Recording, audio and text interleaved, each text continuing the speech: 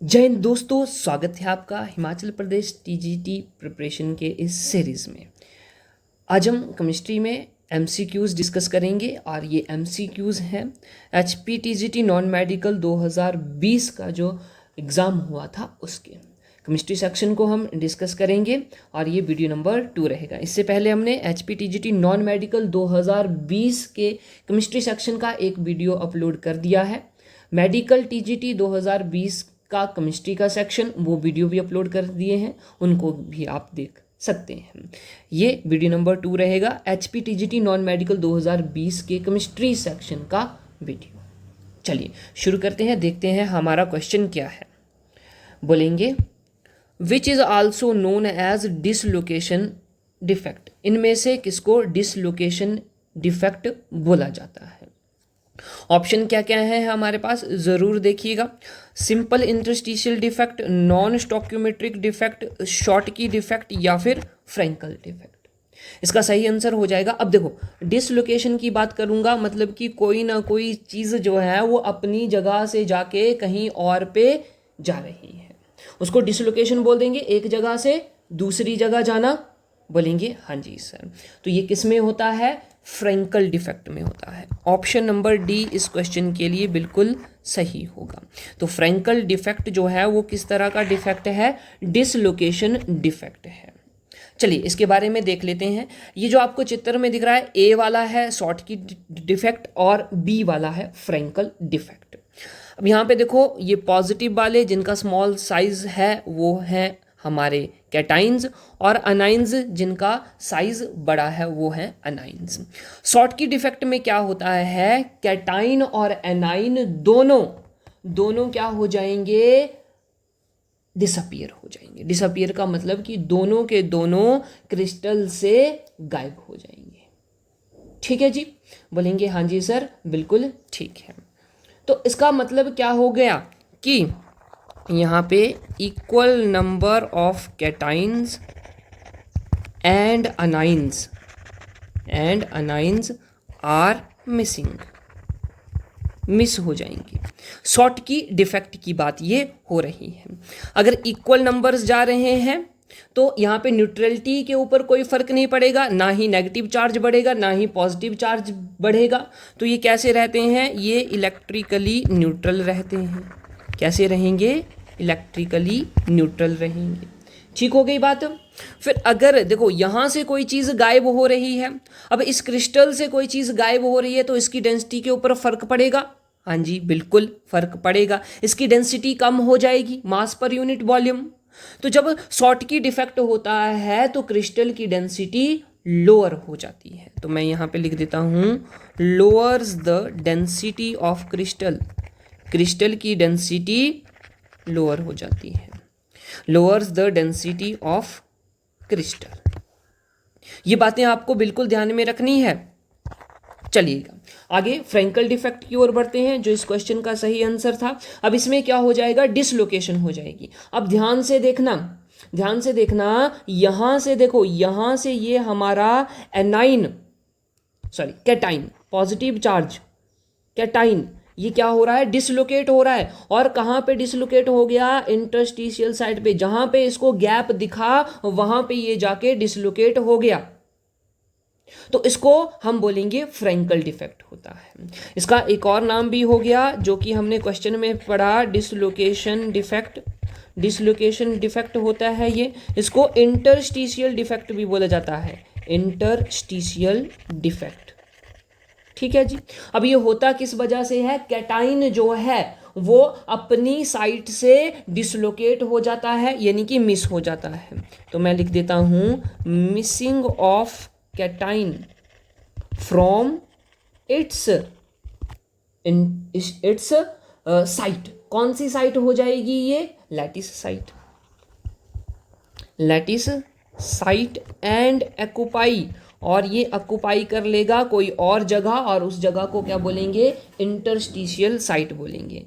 And occupy interstitial site. तो जहाँ पे ये आके बैठ गया वो कौन सी है? इंटरस्टिशियल। अब इंटरस्टिशियल साइट क्या होती है? ये जो आपको खाली जगह दिख रही है, ये जितनी भी खाली जगह दिख रही है ये होती है इंटरस्टिशियल साइट। ठीक है जी। तो ध्यान देना, बहुत ही इंपॉर्टेंट पॉइंट है ये। अब इस केस में भी देखो न्यूट्रलिटी जो है वो कैसी रहेगी, न्यूट्रल ही रहेगी, इलेक्ट्रिकल न्यूट्रल होगा ये भी, ठीक है जी, इलेक्ट्रिकल न्यूट्रल रहेगा। क्यों? अब यहां से पॉजिटिव तो अपनी जगह से गायब हुआ, लेकिन उसने उसी क्रिस्टल में अपनी जगह ले ली, तो पॉजिटिव नेगेटिव बराबर ही है, कोई नुकसान यहां पे नहीं हुआ। अब अगर मैं बात करूं कि डेंसिटी की, तो इसमें डेंसिटी का कोई फर्क नहीं पड़ता है, तो लिख देते हैं does not affect the density, affect the density. अब यहां से कोई भी चीज बाहर नहीं गई है, जो चीजें हैं वो सारी की सारी क्रिस्टल के अंदर ही है, तो डेंसिटी के ऊपर कोई फर्क नहीं पड़ेगा। अगर मैं एग्जांपल्स की बात करूं तो ध्यान देना, शॉटकी के एग्जांपल, शॉटकी डिफेक्ट के एग्जांपल क्या क्या हैं, AgBr सिल्वर ब्रोमाइड हो गया, सोडियम क्लोराइड हो गया, KBr पोटाशियम ब्रोमाइड हो गया, सीजियम क्लोराइड हो गया, और अगर बात करूं तो पोटाशियम क्लोराइड भी हो जाएगा, ठीक है। और अगर फ्रैंकल डिफेक्ट के एग्जांपल्स की बात करूं, इसमें भी AgBr आएगा, सिल्वर ब्रोमाइड आएगा। देखो सिल्वर ब्रोमाइड दोनों में आ रहा है, शॉटकी में भी आ रहा है और फ्रैंकल में भी आ रहा है। साथ में इधर और कौन सा आ जाएगा, AgCl बोल देंगे, सिल्वर क्लोराइड, या फिर हम सिल्वर आयोडाइड बोल देंगे, या फिर जिंक क्लोराइड बोल देंगे। ये सारे के सारे किसके एग्जाम्पल हैं, सारे के सारे फ्रैंकल डिफेक्ट के एग्जाम्पल हैं। ध्यान में रखना, ये बहुत ही इंपॉर्टेंट बात है। ओके, फिर हमारे पास नॉन स्टोक्योमेट्रिक डिफेक्ट्स भी आ रहे हैं। नॉन स्टोक्योमेट्रिक डिफेक्ट कब होंगे, जब या तो एनाइन वैकेंट हो जाएगा, एनाइन की वजह से वैकेंसी हो जाएगी, एनाइन वैकेंसी हो जाएगी, या कैटाइन की वजह से वैकेंसी हो जाएगी, कैटाइन जो है वो चला जाएगा, या फिर एनाइन एक्सेस हो जाएगा, ज़्यादा मात्रा में हो जाएगा, या फिर कैटाइन ज़्यादा मात्रा में हो जाएगा, एक्सेस हो जाएगा। इस केस में हम क्या बोलेंगे, इस केस में उस डिफेक्ट को नॉन स्टोक्योमेट्रिक डिफेक्ट बोलेंगे। जब अनाइन वैकेंसी होती है, ध्यान देना, जब अनाइन वैकेंसी होती है तो एफ सेंटर फॉर्म होता है, एफ सेंटर फॉर्म्ड। और एफ सेंटर क्यों इंपॉर्टेंट है, क्योंकि यही वजह होती है किसी भी क्रिस्टल के कलर की। तो ये जो एफ सेंटर होता है ये कलर इम्पार्ट करता है, impart colour to the crystal. Crystal में जो कलर आता है वो किस वजह से आता है, एफ सेंटर की वजह से आता है। चलिए डिटेल में हमने इसके बारे में चर्चा करी, बढ़ते हैं अगले क्वेश्चन की ओर। देखेंगे, बोलता है 2.5 litre of 1 molar NaH solution is mixed with 3 litre of 0.5 molar NaOH solution. The molarity of resulting solution is, बोला दो सोल्यूशन है हमारे पास, एक है 2.5 लीटर और इसकी मोलैरिटी दी हुई है 1 मोलर। दूसरा सोल्यूशन है हमारे पास जो है 3 लीटर और इसकी मोलैरिटी दी हुई है 0.5 मोलर। अब बोला इन दोनों की ओवरऑल मोलैरिटी क्या होगी, जब इन दोनों सोल्यूशन को मिक्स किया जाएगा तो इन दोनों की मोलैरिटी क्या होगी। चलिए मोलैरिटी की बात हम कर लेते हैं। Molarity is equal to number of solutes, बोलो ऐसा ही होता है, number of solutes upon volume in litre, volume in litre. अब ये देखो इसमें दोनों के दोनों सोल्यूशन आएंगे क्योंकि यही रिजल्टिंग है, रिजल्टिंग सोल्यूशन की मोलैरिटी है। तो रिजल्टिंग तभी आएगा जब दोनों सोल्यूशन मिक्स होंगे, ठीक है। तो यहाँ पे हमें टोटल नंबर ऑफ सोल्यूट्स भी चाहिए और टोटल वॉल्यूम भी चाहिए लीटर में। तो सबसे पहले सॉल्यूशन से हम मोल्स निकालेंगे। मोल्स क्या होता है, बोलेंगे सर मोलैरिटी इनटू वॉल्यूम। बोलो ठीक बात है, हाँ जी बिल्कुल ठीक है। तो यहाँ पे मोलैरिटी कितनी है 1 है और वॉल्यूम कितना है 2.5 है। तो यहाँ पे कितने मोल्स आ जाएंगे 2.5 मोल्स आ जाएंगे। दूसरे सॉल्यूशन की बात करूं, ये नंबर 1 है, ये नंबर 2 सॉल्यूशन है। दूसरे सॉल्यूशन में अगर मैं मोल्स निकालूंगा, मोलैरिटी 0.5 है और वॉल्यूम कितना है 3.0 लीटर, ये कितना आ जाएगा, ये आ जाएगा 1.5 मोल्स आ जाएंगे, इतने मोल्स हैं। अब इसी को हमने पुट कर देना है, तो मोलैरिटी ओवरऑल रिजल्टिंग सॉल्यूशन की मोलैरिटी क्या आ जाएगी, molarity is equal to number of solute. तो पहले वाले जो सॉल्यूशन थे उसमें मोल्स थे 0.5 और दूसरे वाले में थे 1.5, दोनों को प्लस कर दिया। और वॉल्यूम कितना है दोनों का, एक का 2.5 लीटर है, दूसरे का 3.0 लीटर है। तो 2.5 लीटर प्लस 3.0 लीटर कितना आ जाएगा, ये तो हमारा बन जाएगा 4 और ये बन जाएगा हमारा 5 और 5.5 बन जाएगा। बोलेंगे हाँ जी सर बिल्कुल ठीक है। जब हम इसको सॉल्व करेंगे, कैलकुलेट करेंगे, तो ये कितना आएगा, बोलेंगे सर लगभग 0.727 के, और ये कितना हो जाएगा 0.73 हो जाएगा, जो कि हमारा ऑप्शन नंबर कौन सा बनेगा, ए बनेगा, ए ऑप्शन 0.73 मोलर। उम्मीद करता हूं आपको समझ में आया होगा। अगला क्वेश्चन देखें, the conductivity of 0.01 molar NaCl solution is this, what happens to the conductivity if extra 100 ml is added to the above solution. बोला एक सॉल्यूशन है हमारे पास, उसकी मोलैरिटी दी हुई है और उसकी कंडक्टिविटी भी दी हुई है। अब बोला जब इसमें एक्स्ट्रा 100 ml हम डालेंगे, ठीक है, तो क्या इफेक्ट पड़ेगा, किसके ऊपर, कंडक्टिविटी के ऊपर। अब कंडक्टिविटी को और क्या बोल देते हैं हम, स्पेसिफिक कंडक्टेंस भी बोलेंगे, स्पेसिफिक कंडक्टेंस। जब हम एक्स्ट्रा सॉल्यूशन इसमें डालेंगे तो इट मीन्स ये क्या हो जाएगा, डाइल्यूट हो जाएगा। और डाइल्यूशन से अगर मैं बात करूं, ऑन डाइल्यूशन करने पर क्या इफेक्ट पड़ता है कंडक्टिविटी के ऊपर, तो कंडक्टिविटी हमारी डिक्रीज करती है। On dilution conductivity decreases. तो इस केस में भी एक्स्ट्रा 100 ml हम डाल रहे हैं, यानी कि डाइल्यूशन हो रहा है, तो कंडक्टिविटी डिक्रीज करेगी। ऑप्शन नंबर बी इस प्रश्न के लिए सही आंसर रहेगा। Option number B is correct answer. चलिए आगे बढ़ते हैं, अगला क्वेश्चन देखिए। सवाल बोलता है the rate of chemical reaction becomes double for every 10 degree rise in temperature. बोला हर 10 डिग्री राइज के ऊपर रेट ऑफ रिएक्शन कितना हो जाता है, डबल हो जाता है। ठीक है, if the temperature is raised bye 50 degree, अगर टेम्परेचर हमने 50 डिग्री पहुंचा दिया तो रेट ऑफ रिएक्शन कितना इंक्रीज करेगा, ये क्वेश्चन है। तो देखो हमने पिछले लेक्चर में भी या पिछली वीडियो में भी ऐसा क्वेश्चन सॉल्व किया था, तो वहाँ पे हमने एक चीज़ दी थी कि रेट ऑफ रिएक्शन कितने टाइम बढ़ेगा, कैसे कैलकुलेट करेंगे। तो सबसे पहले हम n की वैल्यू निकाल रहे थे। बोलेंगे हाँ जी सर बिल्कुल ठीक है। नंबर ऑफ टर्न्स जिसको हम बोला था, ये नंबर ऑफ साइकिल जिसको बोला था, कैसे पता लगाएंगे कि जितना टेम्परेचर राइज हुआ है, जितना टेम्परेचर हमने राइज किया हुआ है और जितने टेम्परेचर के ऊपर हमारा rate of reaction effect show कर रहा है, यानी कि डबल हो रहा है। तो यहाँ पे देखेंगे टेम्परेचर राइज कितना किया, 50 डिग्री तक, और हर 10 डिग्री में राइज कर रहा है, तो ये आ जाएगा 10 डिग्री।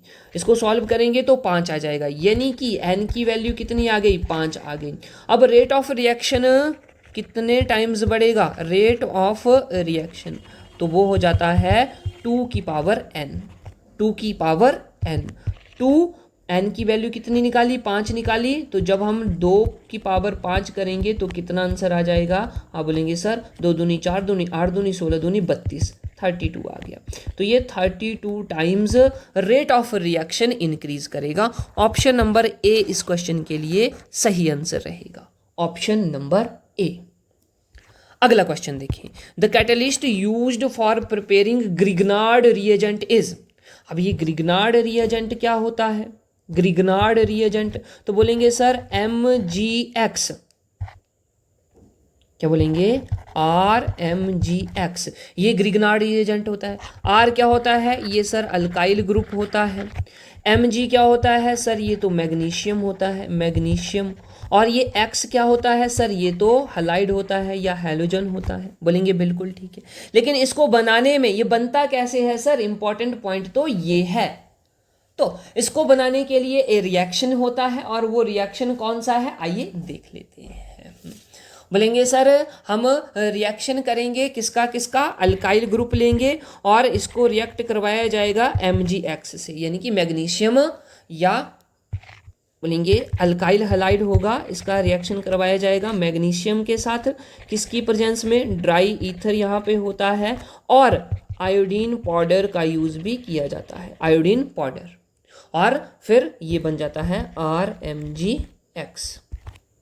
ठीक है, अब यहाँ पे ऑप्शन देखो, क्या एक्टिवेटेड चारकोल यूज़ किया, नहीं किया, आयरन पाउडर यूज़ किया, नहीं किया, आयोडीन पाउडर यूज़ किया, हाँ जी देखो आयोडीन पाउडर लिखा हुआ है, बिल्कुल ठीक है, ऑप्शन नंबर सी बिल्कुल सही रहेगा, option number C is correct answer for this question. चलिए अगला प्रश्न देखते हैं, the process of converting hydrated alumina into anhydrous aluminium. Hydrated मतलब इसमें वाटर प्रेजेंट है, एल्यूमिना Al2O3.2H2O लिख दूं भैया, वाटर प्रेजेंट है इसमें, वाटर प्रेजेंट है तो ये हाइड्रेटेड एल्यूमिना है। अब इसको हमने कन्वर्ट करना है किसमें, अनहाइड्रस, अनहाइड्रस का मतलब जिसमें वाटर नहीं हो, यानी कि वाटर को रिमूव करना है। जब वाटर को रिमूव करेंगे तो क्या बचेगा, Al2O3 बनेगा, एल्यूमिनियम ऑक्साइड बचेगा। बोलेंगे हाँ जी सर बिल्कुल ठीक है, लेकिन ये होगा कैसे, बोला सर एक पॉइंट तो है कि हीट करना पड़ेगा, बिल्कुल ठीक है हीट करना पड़ेगा, लेकिन कैसे हीट करना पड़ेगा, in the absence of oxygen, और उस प्रोसेस को हम बोलते हैं कैल्सिनेशन। क्या बोलेंगे, कैल्सिनेशन। ऑप्शन नंबर बी इसके लिए बिल्कुल सही रहेगा। रोस्टिंग, रोस्ट करना यानी कि हीट करना, ठीक है, कैल्सिनेशन ये भी हीटिंग ही है, लेकिन किसकी प्रेजेंस में, heating in the absence of air या ऑक्सीजन लिख सकते हैं, ऑक्सीजन। फिर आ गया ड्रेसिंग, ड्रेसिंग में क्या हो जाएगा, टू रिमूव इम्प्योरिटीज, इम्प्योरिटीज को हमने रिमूव करना है, टू रिमूव इम्प्योरिटीज फ्रॉम ओर। और स्मेल्टिंग क्या हो जाता है, smelting is also a process जिसमें कि हीट करते हैं, हाई हीटिंग, इसमें क्या होती है, high heating in the presence of, बोल सकते हैं some catalyst like, in the presence of catalyst like coke या कार्बन लिख सकते हैं, कोक का यूज़ करते हैं हम, बिल्कुल coke is a type of carbon, carbon की ही फॉर्म है। अब रोस्टिंग, रोस्टिंग भी हीटिंग ही होती है, हीटिंग, लेकिन in the presence of air या एक्सेस ऑफ एयर। इन टर्म्स को ध्यान में रखना, एग्जाम में क्वेश्चन बनता है। अगला प्रश्न देखेंगे, the oxidation state of phosphoric acid in cyclometaphosphoric acid. अब हमें फॉस्फोरस की ऑक्सीडेशन स्टेट बतानी है किसमें, साइक्लोमेटाफॉस्फोरिक एसिड में। भैया साइक्लोमेटाफॉस्फोरिक एसिड, हाँ जी सर इसके बारे में तो पता ही नहीं है, होता क्या है ये सर, तो हमें पता होना चाहिए। इसका फॉर्मूला होता है H3P3O9। और अगर इसके स्ट्रक्चर की बात करूं तो देखो 3 P है, 1 P 2 P और ये तीसरा P। हाइड्रोजन कितने हैं, 3 है, ऑक्सीजन कितने हैं, 9 है, एक ऑक्सीजन इधर आएगा, एक ऑक्सीजन इधर आएगा, एक ऑक्सीजन इधर आएगा। P के पास एक तरफ OH होगा और दूसरी तरफ O होगा, इस P के पास भी एक तरफ O होगा, दूसरी तरफ OH होगा, इस P के पास भी एक तरफ OH होगा और एक तरफ O होगा। हो गया ये सारे के सारे, 3 H आ गए, P3 आ गए और 9 ऑक्सीजन आ गए। अब बात आती है कि इसका ऑक्सीडेशन नंबर किसका, भैया P का, फॉस्फोरस का निकालना है। तो देखो यहाँ पे +1 आएगा, हाइड्रोजन के ऊपर +1 होता है चार्ज और ऑक्सीजन के ऊपर 2 नेगेटिव होता है। बोलेंगे हाँ जी सर। ओवरऑल चार्ज कितना है इसके ऊपर, 0 है, बिल्कुल ठीक है। तो ये आ जाएगा हमारा 3x आ जाएगा, ये कितना आ जाएगा 3 × +1, ठीक है, प्लस में इसका कितना आ जाएगा, ये आ जाएगा सर -2 × 9 आ जाएगा, = 0। सॉल्व करेंगे तो सॉल्व करने पे हमें मिलेगा कुछ इस तरह से। जब 3x = या -15 हो जाएगा, 18 से 3 जाएंगे तो 15, साइन लगेगा माइनस का, 0। x = +15 और x is equal two plus का 15/3 इज इक्वल टू 5 प्लस का 5। तो कितनी ऑक्सीडेशन स्टेट आई? +5 ऑक्सीडेशन स्टेट आई। ऑप्शन नंबर डी सही रहेगा इस क्वेश्चन का आंसर। चलिए आगे बढ़ते हैं, अगला क्वेश्चन देखें। When 2 hydroxy benzoic acid is distilled with zinc dust it gives 2 hydroxy benzoic acid. Benzoic acid बना लेते हैं भैया, बेंजोइक एसिड बना दिया, बेंजीन के ऊपर कार्बोक्सिलिक ग्रुप, 2 हाइड्रोक्सी, दूसरे नंबर पर हाइड्रोक्सी ग्रुप लगा हुआ है, OH लगा हुआ है, ठीक है। अब इसको हमने ट्रीट करना है, डिस्टिल्ड करना है इसको, कब? जिंक डस्ट के साथ। किसके साथ? जिंक डस्ट के साथ, ठीक है। हीट कर दिया तो क्या मिलेगा हमें? देखो यहाँ पे रिडक्शन होगी, और जब रिडक्शन होगी तो OH जो है वो रिड्यूस हो जाएगा, OH यहाँ से रिड्यूस हो जाएगा। जब ये रिड्यूस हो जाएगा तो क्या बनेगा? COOH ही बचेगा। तो ये बन जाएगा बेंजोइक एसिड। क्या बनेगा? बेंजोइक एसिड बनेगा। तो ऑप्शन नंबर बी इस क्वेश्चन के लिए बिल्कुल सही रहेगा। Benzoic acid is correct option for this question. अगला क्वेश्चन देखें। हाँ जी सर, देखेंगे। बोलता है dye test can be used to distinguish between. Dye test का यूज हम किन किन को डिस्टिंग्विश करने के लिए यूज करते हैं? ऑप्शन इथाइलामाइन एंड एस्टामाइड, या फिर इथाइलामीन एंड एनालीन, यूरिया एंड एस्टामाइड, या फिर मिथाइलामीन एंड इथाइलामीन। भाई इसका आंसर जो होगा वो ऑप्शन नंबर बी होगा, इथाइलामीन एंड एनालीन। जब भी मैं बात करूं डाई टेस्ट की तो ये एक मेरा आ गया इथाइलामीन, आ गया इथाइलामीन, और दूसरा आ गया एनालीन। तो ये जो एजोडाई टेस्ट होता है इसको एजोडाई टेस्ट भी बोलते हैं, एजोडाई टेस्ट, या फिर ये हो जाएगा डाई टेस्ट हो जाएगा, डाई टेस्ट, ठीक है। अब ये जो इथाइल अमीन है ये डाई टेस्ट पॉजिटिव शो करता है, ठीक है। क्या करेगा? Ethyl amine dye test negative show करेगा, negative. It means ethyl amine do not react, ये रिएक्ट नहीं करेगा, डू नॉट रिएक्ट। लेकिन अगर मैं एनालीन की बात करूं, aniline die test positive show करता है और ये रिएक्ट कर जाता है। तो देखो जब हम डाई टेस्ट करेंगे तो एनालीन तो रिएक्ट कर जाएगा। अब बोलेंगे हाँ जी सर एनालीन रिएक्ट कर गया, लेकिन इथाइला अमीन अनरिएक्टेड रहेगा तो हमें पता लग जाएगा कि यहाँ पे एनालीन प्रेजेंट है और इथाइल अमीन प्रेजेंट है। तो ऑप्शन नंबर बी सही है। अगला क्वेश्चन देखें। Which hormone contains iodine? ये सभी को पता है भैया, थायरोक्सिन हार्मोन होता है आयोडीन में, हम पढ़ते हैं और हम बचपन से ये पढ़ते आ रहे हैं, टीवी में एडवर्टाइजमेंट भी देखते आ रहे हैं। तो ये तो गलत नहीं होना चाहिए, एक इजी क्वेश्चन एग्जाम में पूछा हुआ था। आगे बढ़ते हैं। अगला प्रश्न, nylon 66 is not a. Nylon 66 एक क्या नहीं है? कंडेंसेशन पॉलीमर, पॉलीअमाइड, कोपॉलीमर या होमोपॉलीमर। अब कंडेंसेशन पॉलीमर क्या होता है इसके बारे में देख लेते हैं। बोलेंगे सर कंडेंसेशन पॉलीमर वो होता है जब पॉलीमराइजेशन होती है तो हमें बाई प्रोडक्ट देखने को मिलता है। बाई प्रोडक्ट, पॉलीमराइजेशन से जब पॉलीमराइजेशन होती है तो बाई प्रोडक्ट देखने को मिलता है, उसको हम बोल देते हैं कंडेंसेशन पॉलीमर। पॉलीअमाइड जिनमें मोर देन 2 अमाइड ग्रुप, 2 या 2 और मोर अमाइड ग्रुप प्रेजेंट होते हैं, अमाइड ग्रुप यानी कि NH2 ग्रुप की बात हो रही है। कोपॉलीमर वो होते हैं डिफरेंट मोनोमर यूज होते हैं, जिसमें कि डिफरेंट मोनोमर्स यूज होते हैं, ठीक है। और होमोपॉलीमर जिसमें सेम मोनोमर्स यूज होते हैं, सेम मोनोमर्स। अब बात आ जाती है नाइलॉन 66 की।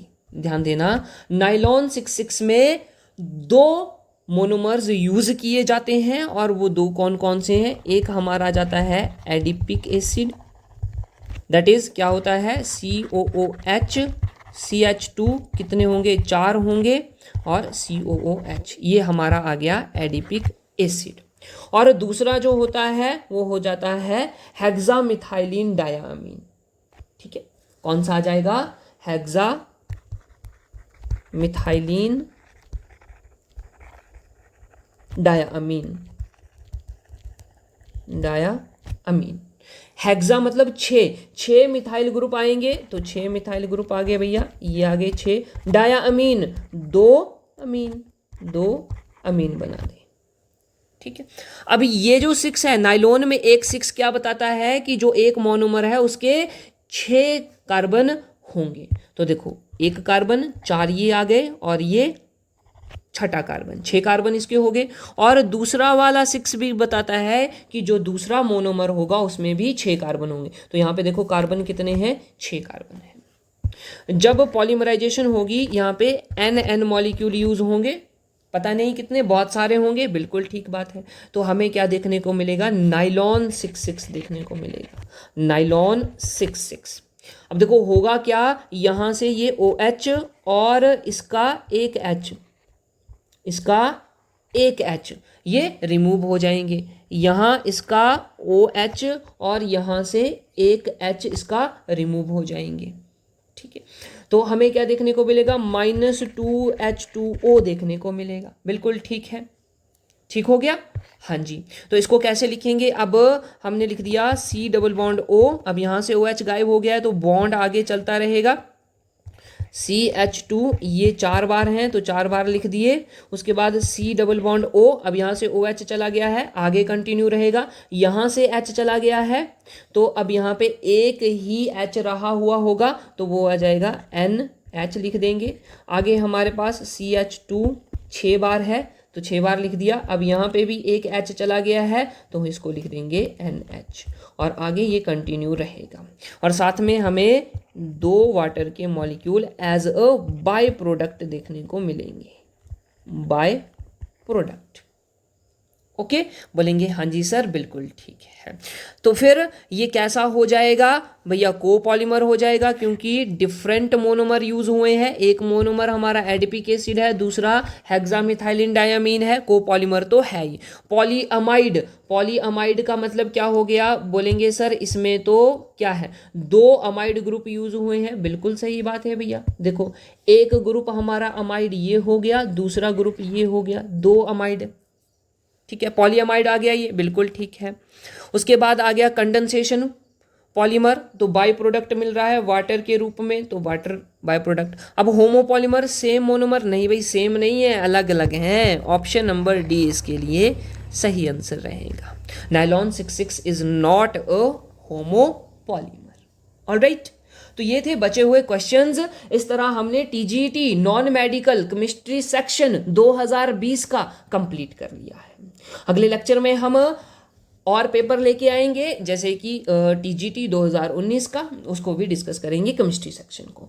बने रहे हमारे साथ, वीडियो को शेयर जरूर करें और चैनल को सब्सक्राइब करें। मिलते हैं नेक्स्ट वीडियो में। जय हिंद।